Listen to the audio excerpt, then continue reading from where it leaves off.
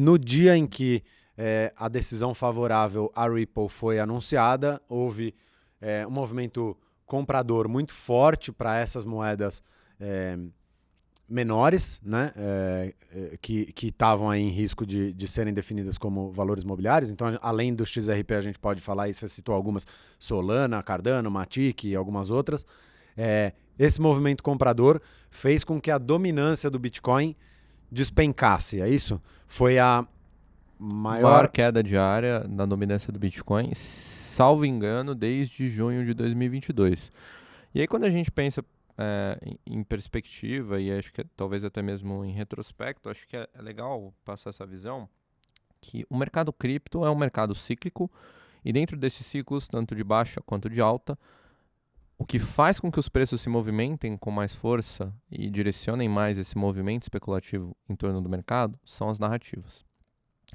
O Bitcoin vem com uma narrativa muito forte esse ano, principalmente por conta de toda a questão que aconteceu com o SVB lá em março e agora, mais recentemente, por conta de rumores de que talvez... Rumores não, né? Por conta de vários institucionais grandes, como, por exemplo, o BlackRock, querendo registrar junto à SEC um ETF de Bitcoin Spot. Então, isso traria uma força compradora muito grande para o mercado.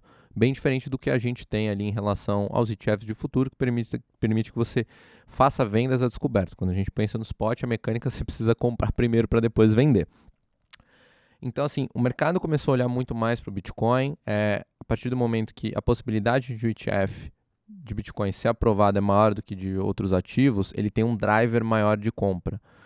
E historicamente também, quando o mercado começa a se movimentar, geralmente começa com o Bitcoin, né? Quando a gente olha para tudo isso.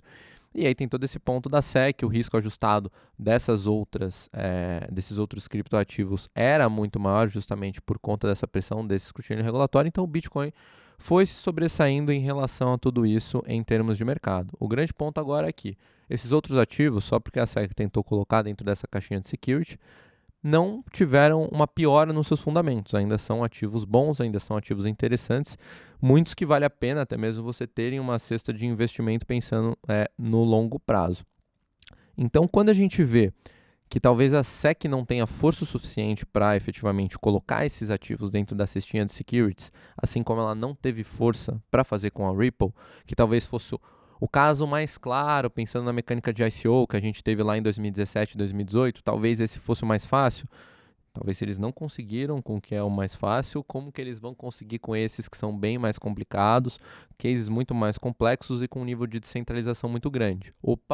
Parece que o risco desses ativos agora é muito menor. Então faz sentido começar a desfazer um pouco da mão que você tinha, por exemplo, em Bitcoin, pensando nos grandes investidores, para alocar nesses ativos, principalmente porque eles estão super descontados em relação ao próprio Bitcoin. Então essa queda de dominância é normal, olhando para essa foto como um todo, e até passando um pouco de perspectiva, caso essa narrativa continue e a SEC continue perdendo essa força em relação ao mercado, muito provavelmente a gente vai ver essa dominância do Bitcoin continuar caindo, acho que mais ou menos a gente está aí na casa de 51%, 52%, acho que faz sentido ir ali para casa dos 47,5%, 47,6%.